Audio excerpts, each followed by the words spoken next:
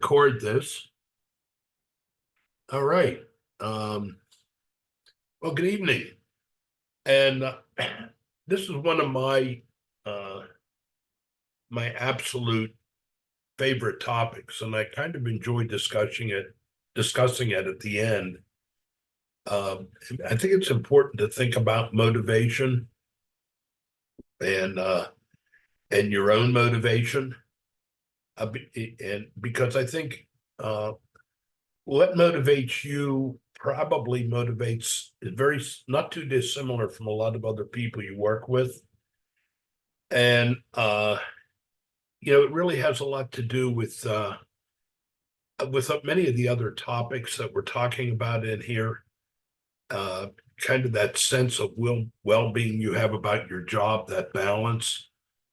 Um, there's one assessment I gave you this week that I really would encourage everyone to take, and I'll talk about a little bit later. But I wanted to do two things tonight. I wanted to talk about motivation and just run down, um, a few areas that have helped me over the years in terms of thinking about motivation of other people and also of myself, because I think it's important to kind of get at uh, what motivates you to perform. And I kind of wanted to end the discussion tonight with a little bit of discussion on happiness. Many of you wrote in your paper when you wrote about your mission in life, the word happy came up a lot. So I thought I would explore that word happy with you a little bit and kind of send you off with some words of wisdom there. So let me bring up let me screen share one of the PowerPoints on motivation that I wanted to share with you, and we'll get started.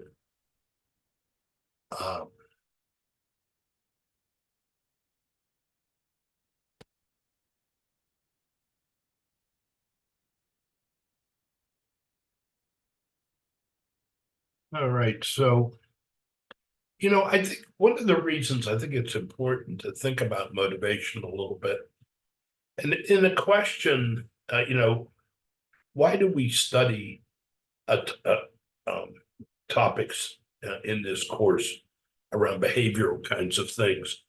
Some called in business, they call them the soft skills. And in fact, I was at an accounting awards dinner the other night, and I was talking to a couple partners from one of the accounting firms, about the influence of AI in accounting and all the technology. But he said more than ever, what they're looking for are the students with what he called the soft skills, the graduates, people who can relate to others in the application of all this technology. So, in bottom line, why do we look at these topics? I think, what do most organizations want from you, or what do you want from people that work with you or for you?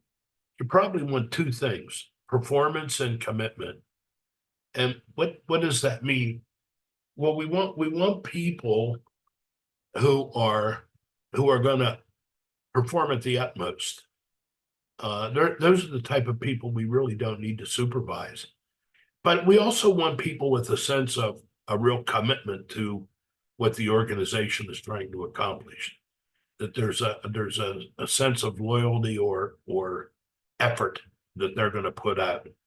That sense of commitment that if I'm here at this place, I'm committed to what's going on.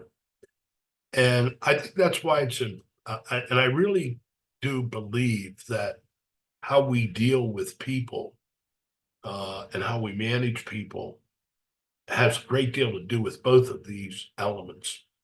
And motivation to me is a very important topic. Um, Motivation has a high relationship to performance, and performance is related to ability and the situation you find yourself in, the environment you're in. And there's a lot of factors there, and I wanted to talk about a lot of those. What motivates you to do a great job in some ways can be a very complicated kind of thing. too often we boil it down to a paycheck you receive, but it's a lot more complicated than that. Word motivation comes from the Latin word to move. So if I ask you to do something, are you going to move to do it? That means, are you going to get up and move in a direction of what I want you to do? But it also means, how intense are you going to be about it? And how persistent.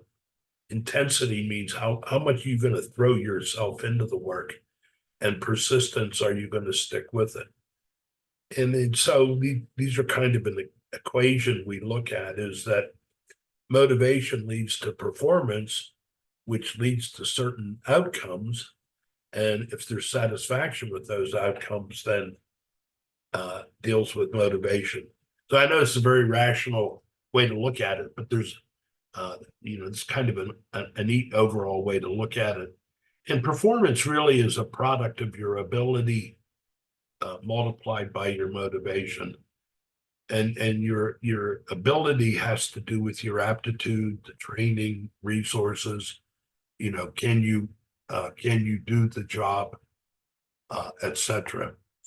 And then M, motivation, has to do with desire and commitment. What I want to present for you in this chapter is a good one. What I want to talk to you about, I call them 4 different overall theories. But I think these 4 ways of looking at the world can say a lot about what motivates people. Think about yourself as I go through this. The one model is called expectancy theory, is where it comes from. And a lot of our thinking is about motivating people, comes from this.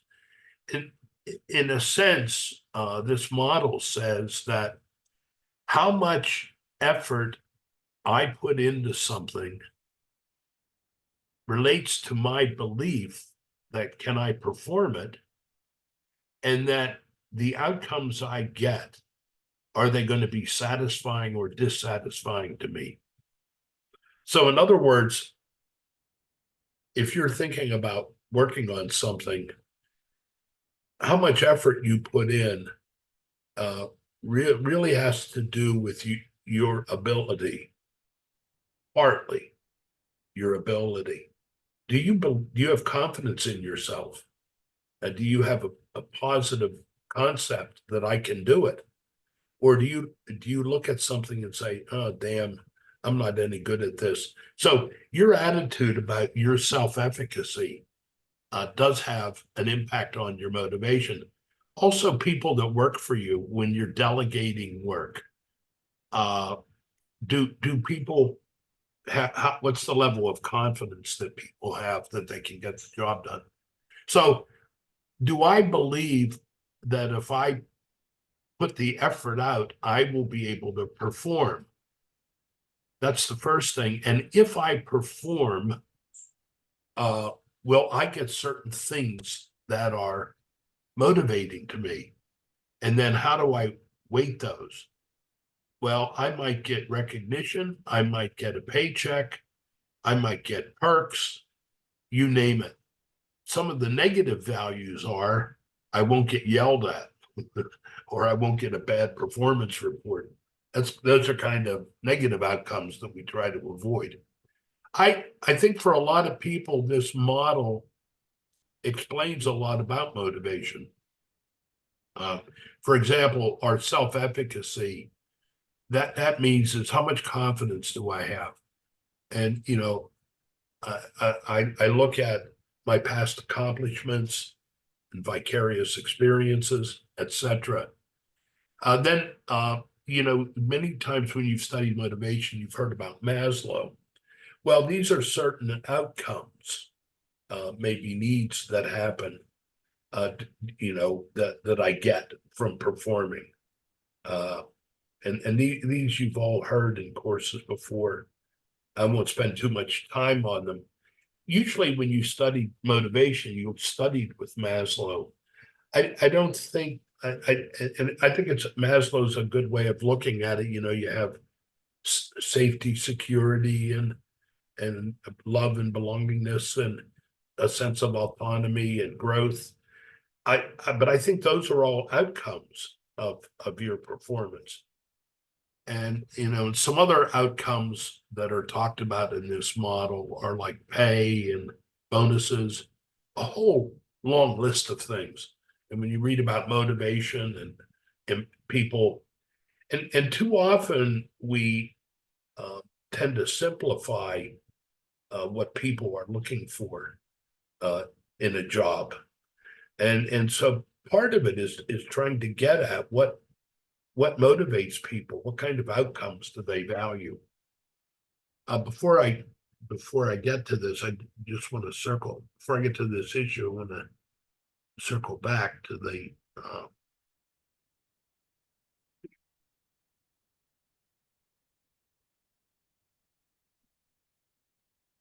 circle back to the model.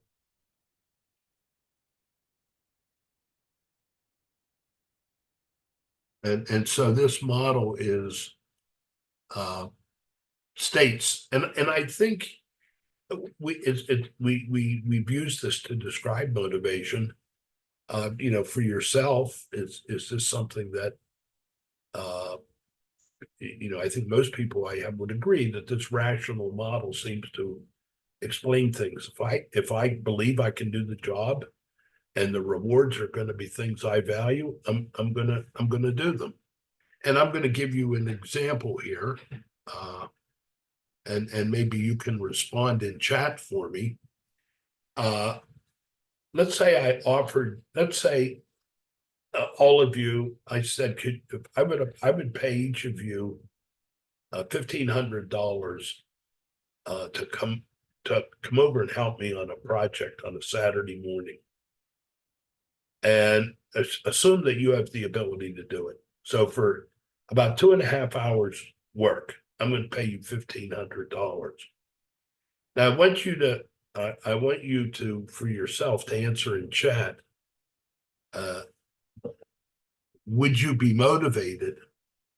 And then I want you to answer on a scale of 0 to 10, how hard do you think you would work? How much effort do you think you would put out? So why don't each of you answer that in chat for me? All you have to do is answer yes, I would be motivated, and I would probably work at a intensity level of 8 or 9, and I'm going to pay you $1,500.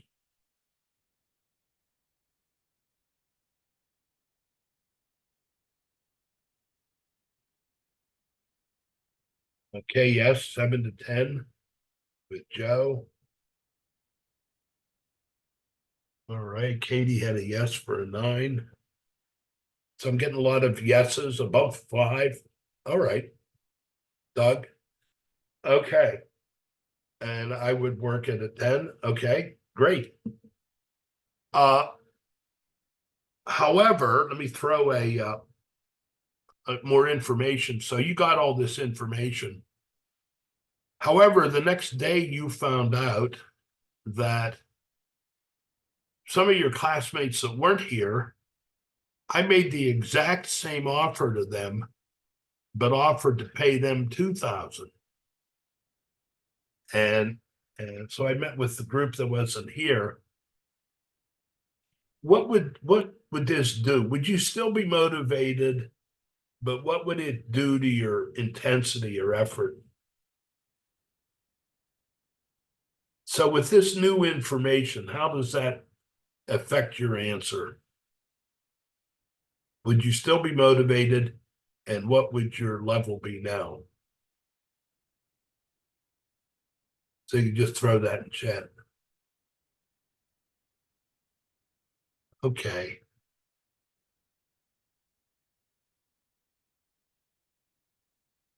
So first two, penalty levels down. So Katie would be disappointed. Nathan, same thing. So your effort, Doug, comes down to a still be motivated, a 3 out of 10. All right. The reason I do this simple little story is that first model I put up there doesn't explain everything about motivation. we are all we all are influenced by equity and fairness. This is called equity theory, and it's not a complicated theory. And but I believe it drives a lot of thinking about motivation. Basically, what we all do, and there's a perceptual element of this. You look at your inputs, what you bring to a job, and you look at the outcomes you're getting, and you compare yourself to other people around you, their inputs, and what their outcomes are. And if you have a feeling of equilibrium, you don't take any action. What would you maybe tend to do?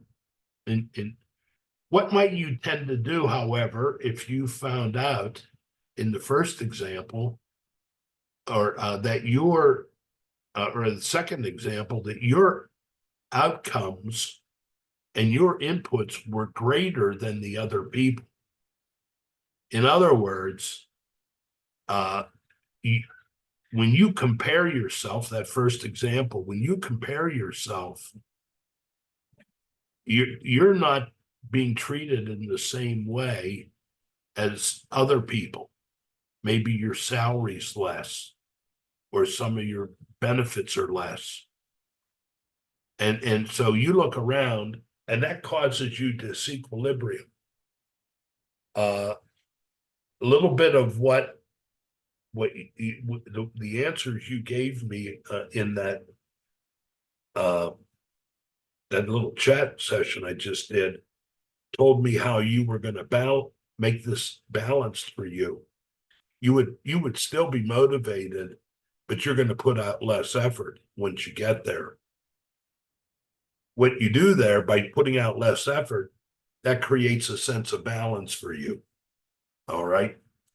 So what this is saying, we're trying to get to equilibrium. What other kinds of things might you do if you find out you're not being compensated like the rest? It would cause unrest in you, anger. You might go to your boss and try and rectify it. And you might start looking around for another job. You might try and work less. The other situation can occur too, when you're paid a lot more, when you realize that, hey, you're at the receiving end, and a lot of other people are being treated unfairly as compared to you, you're out of equilibrium there. And that may cause you to do that may cause you to work a little harder, depending on your levels of guilt. Or you might rationalize it and say, well, I'm really that much better, so I deserve it. All I'm saying is, don't underestimate the importance of equity. Again, there's things you consider, outcomes and inputs, when you look at equity. Another one, any of you athletes in here, former athletes, or still athletes? Any runners? I think, Katie, you shook your head. Do you time yourself? I do, yeah. And what are you doing? I do have marathons. I don't know. You have goals. Yeah. Anyone else? You time yourself, so many reps. This is what's called goal setting theory. And goal setting is a highly motivating kind of activity. It's another way to think about motivation. Many of us with high achievement needs are very much motivated by goals and the meeting of goals. So if you have, and we talk about in here, you've read about SMART goals in here. Those can be very motivating for people. And the second part of this block is goals that you participate in setting, goals that you set for yourself are the most motivating. If your boss comes to say, all right, Katie, here's your goals for this year, and you have no part in them, that they're not quite as that those kind of goals aren't quite as effective. What happens when you set your goals, the goals that you come up with, that you participate in, really impact the intensity and persistence of how much you'll work when it leads to your performance. So remember that with people you're working for, as you do goal setting. How many of you, for how many of you is goal setting a big part of what you do in your jobs? I mean, I would assume most of you have either written or unwritten goals that people seem to have for you. Has been my experience.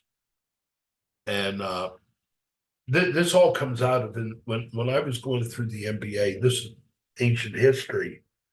I don't know if you've ever heard of MBO. I don't know if anyone's ever heard of MBO. It was all the rage in management literature in the early 80s. And it was called Management by Objectives.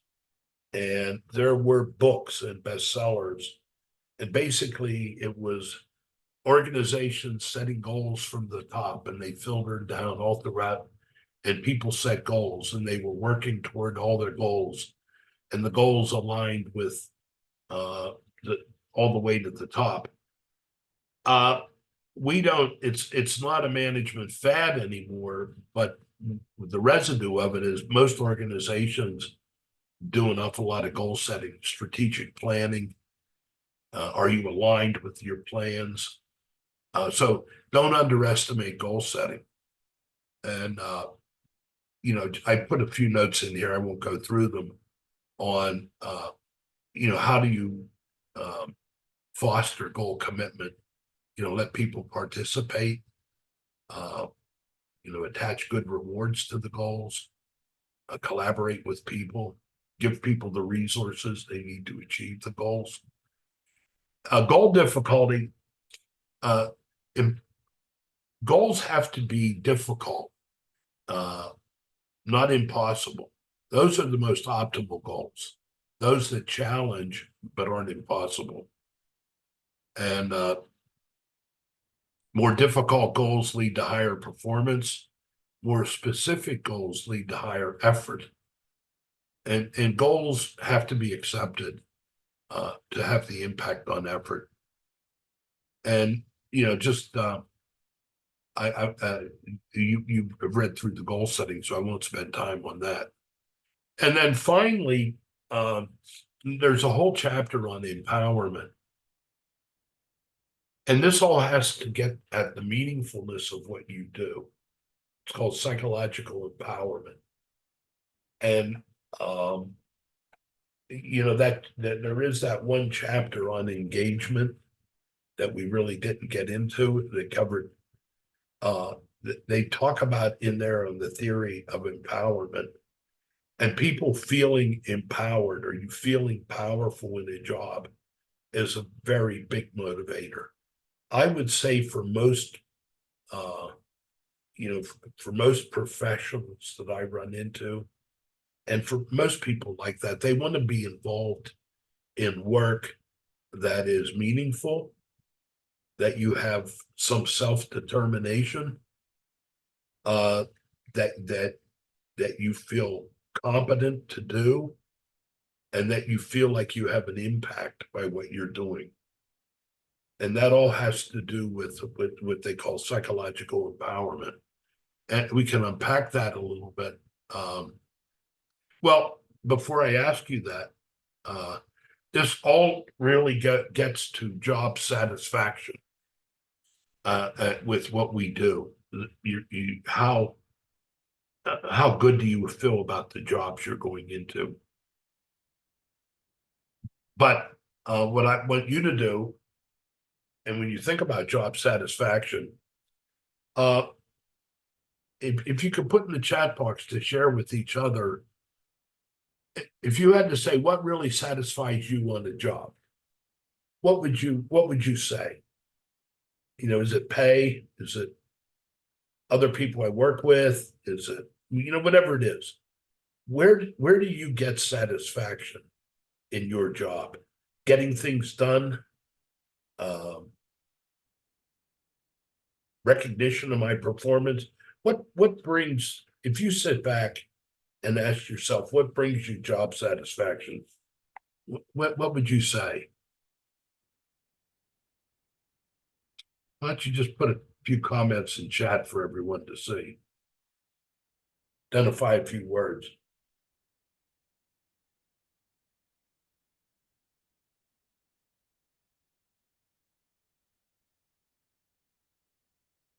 Being able to make my own schedule, relationships, recognition, fulfilling goals, doing a task, autonomy, uh, learning those who I work with, accomplishments, coming up with creative solutions.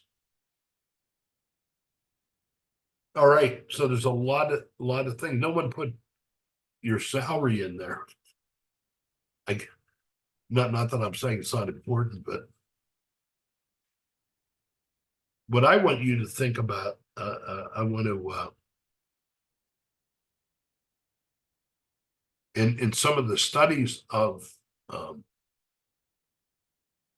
in some of the studies that have been done out there, there's about 15 characteristics, and I could put many of what you said in there it would fit into one of these categories.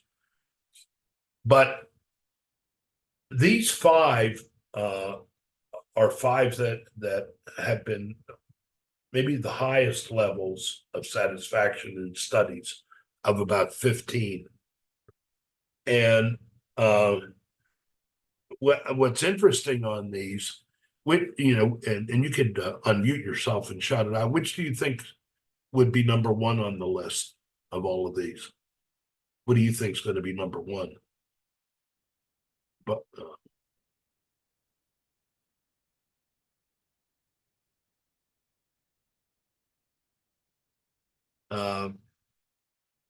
Timothy felt supervisor. Who else?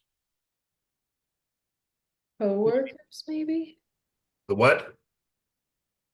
Coworkers? Oh, co-workers. Okay. I was gonna say pay. Pay. All right. I'd say supervisor. Pay and supervisor. All right. I'm going to show you some of the research that's turned out on this. If you look at that chart, all of them are high, by the way. It's the correlation between satisfaction, these facets of it, and overall job satisfaction. All of them have a high correlation. The yellow is a moderate correlation, but it's high. So the green is an extremely strong correlation. The one that turns out number one at 0.7, which is very, very high in research, is the job you do yourself, the job that you're doing. Then it's your coworkers and supervisor, which is interesting. And they're both very high. And then the chances for promotion and then pay. Again, pay is still high. But it does, all things being equal, we tend to prefer interesting work. And there's been studies done of the work itself. And these are the characteristics that go into what makes someone's work interesting. And I linked this to the psychological empowerment. In this model, they talk about variety as one element. I know some of you talked about different using creativity, etc. Identity means, can you identify with the work you're doing and its significance? In other words, can you see what you're doing? can you see the output of what you're accomplishing? Those three things all tie into the meaningfulness of the work, the variety, the identity, and the significance. How responsible what's your level of responsibility for the outcomes? In other words, do people see you as responsible? And there is a link. And that's related to autonomy we have. And then do you get knowledge of the results? Do you get good feedback? All of those lead to satisfaction with the work itself. Now, I'm assuming, this assumes that all of you have a need for growth and want to grow, and all of you want to gain knowledge and skill, which I assume you do because you're in this program, MBA program. Before I discuss this, I want to share with you something it's in the module for this week. It's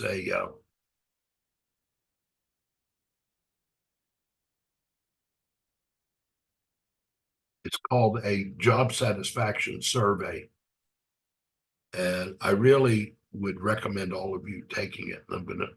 I'll put it up here for you to look at.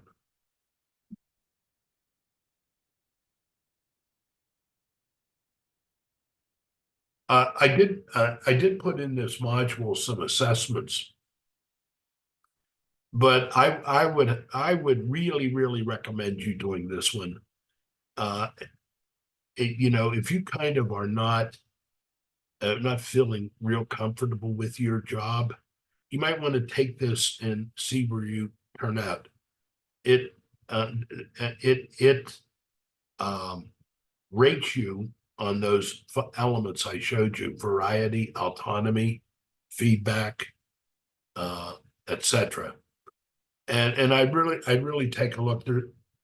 And the times I've run it in this class, there seemed to be a pretty high correlation with people's scores here, and them also saying, yeah, I'm not too satisfied with my job. One of the reasons I'm getting the MBA is I'm looking to move on. Although we're in a moment now where I think, aren't we in a pretty good employment time where there's some mobility out there? Right. So I really would recommend, I recommend you taking that. And then finally, I have put this chart in and this is in the book also. All those four models that I talked about are contained here. And this is an integrated model. This is what the book is talking about. How much effort do we put out? It will put out efforts if the goals are there and we believe we have the ability. Outcomes are pretty important. Do we get equity? Do we have a sense of equity? And are the rewards we're getting, are they salient? And it leads to satisfaction. And all the elements I just talked about are contained in this chart. And then the book goes on to talk about, this is related to students, but it could be workers. The book talks about, I think, 6 elements. And I have a copy of this in there for you. If you're feeling unmotivated, I can guarantee you it'll be on one of these elements. Are there difficult, moderate, or difficult goals that are understood? Do people understand the performance expectations? And can you remove obstacles to performance? Do you feel it's possible to achieve or get the job done? Use rewards and discipline appropriately. Do people feel if they're a high performer is more rewarding than a low? that gets at outcomes. And are the incentives important? Are the rewards distributed equitably? And are they timely? So I would say that all those elements are important. And I just, to me, over time, motivation has been to me one of the most important things I've seen with people. And especially as it's linked to job satisfaction and your satisfaction. And I just think it's so there's a very, very high correlation between job satisfaction and life satisfaction. Your satisfaction with life, there's an extremely high correlation. Why? We spend so much time working. That's why there's a high correlation. So, a lot of this course has been, trying to provide an inventory for yourself of your strengths, your weaknesses, situations you're comfortable in. And I think one of the things that's very important is that you find yourself fitting into situations that kind of go along with what your mission is for yourself, what your vision is, and is there a good fit? And that's kind of one of the other benefits that I see here. And if you've taken this real seriously, which I think almost all of you have, in terms of some of the benefits of what some of the things you've been looking at in here. So that's kind of it on many of the topical things. Anyone have any questions on any of that before I kind of wrap up with some thoughts on happiness? Anyone have any thoughts? Free to unmute. If not, I will offer you a few thoughts on happiness. Whoops. Let me just bring it up.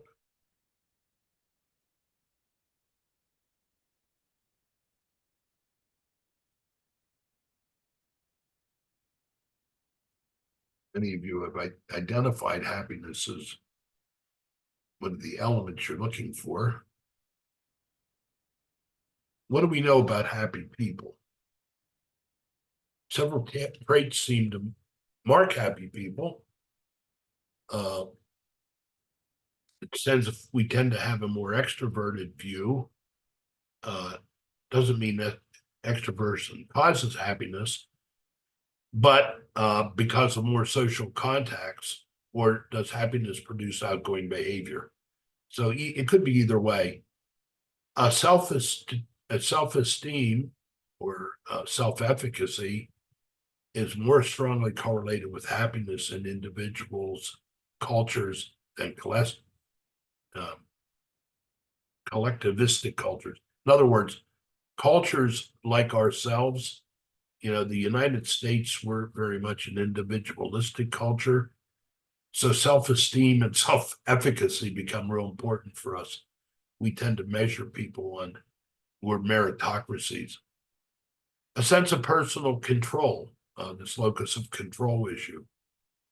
Some of those notes on hardiness and a hardy personality. A sense of optimism and our emotions kind of in control. We don't let our emotions roll.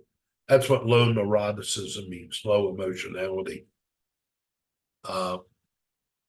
People who can name several intimate friends with whom they share their concerns tend to be healthier, less likely to die prematurely, and those that have fewer or no such friends. So our relationships are very important. If the goal is society to raise the daily enjoyment of its citizens, it is important to devise ways to increase its relational wealth, social support, strong social networks. Things like that are very important. 3 out of 4 married people say their spouse is their best friend. Married adults are more likely than never married to say they are very happy. And throughout the Western world, married people of both sexes report more happiness than those never married, divorced, or separated. The traffic, though, may be two-way. Happy people are more appealing as potential marriage partners. Having versus doing. Experiential purchases, money spent on doing things, tends to provide more happiness than material purchase, money spent on having things. In other words, experiences tend to produce more enduring satisfaction than do possessions. Experiential purchases tend to make people happier because they evoke fewer comparisons, are more associated with self, and foster more social connection. For studies found that waiting for experiences also tends to be more positive than waiting for possessions. People derive more happiness from anticipation. You know, you have that vacation coming up. It tends to be more pleasurable than waiting for the purchase of something. So experiences are very important. Yeah, you think about anticipation and happiness. When work is a pleasure, life is a joy. When work is a duty, life is slavery. Be happy on your job and you'll never work a day in your life. That's what someone said. For many people, work provides personal identity. It helps define who they are. It offers a network of relationships. And work can add focus and purpose, a sense that one's life matters. This is all going to that personal empowerment. Work can be sometimes not satisfying. We can get overwhelmed when challenges exceed our available time and skills, or when challenges don't match our skills. When challenges match our skills, we enter an optimal state, which the psychologist calls flow. And what flow is, and this is the flow of happy people, to be in flow is to be unself-consciously absorbed. One gets so caught up in an activity that the mind does not wander. One becomes oblivious to surroundings and time flies. Think of when you're doing recreational activities. Many of you that are doing recreation that you like, you're in the flow. And sometimes this happens at work. You're so caught up in the groups and projects that you're in the flow. This is the state we're trying to get to. And this is what's called the flow of happy people. You're kind of living in the present moment. Going back to what I talked about with mindfulness. His studies discovered that happiness comes not from mindless passivity, but engagement in mindful challenge. Whether at work or leisure, people enjoy themselves more when observed in the flow of an activity than when doing nothing meaningful. Involvement in interesting activities, including engaging work, is a major, major source of happiness. In summary, happiness seems to be related to close, intimate relations we have with people. A sense of commitment, committing to something and kind of having control. Strong social support and a network, and kind of being in the flow of your daily life. So those are some thoughts. If you want to go to a website, AuthenticHappiness.org. There's a University of Pennsylvania has a I think they call it the Institute for Positive Psychology, and they study happiness there. So that's my goal for you. to get some happiness. I hope this course provides a little bit of help along the way. It's going way too fast. If you know, as you're finishing up the work this week, I'm certainly willing to work with you to get everything done. One of the things I'll tell you, and it'll be on tape, I don't know if you're aware, but for graduate students, you have an extra semester to complete the work of the course. And so in graduate work, you can get if you haven't completed all the work of the course, by the time the grades are due, you can get an I grade and you still have a semester to complete the work. And I know for some of you, it's been a real challenge getting all the assignments done. I think the grades are due sometime next week. I think next Wednesday. I think I asked for the papers by Sunday or so. Any of you needing help, time, or support finishing the course up, don't worry about it. If you need for me to give you a partial grade, I can do that. You finish the work, I can change the grade. So there's different ways to do this.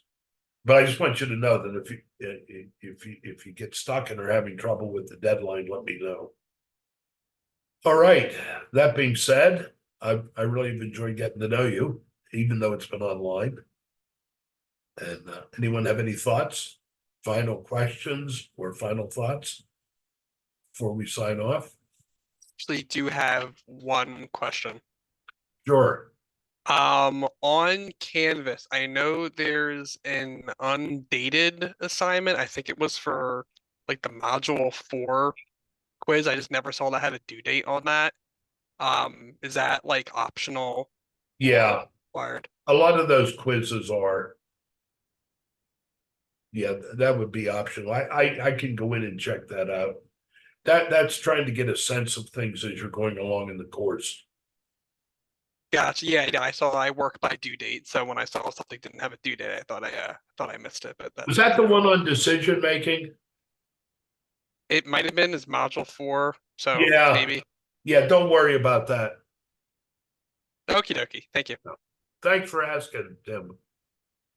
Anyone else? Any thoughts?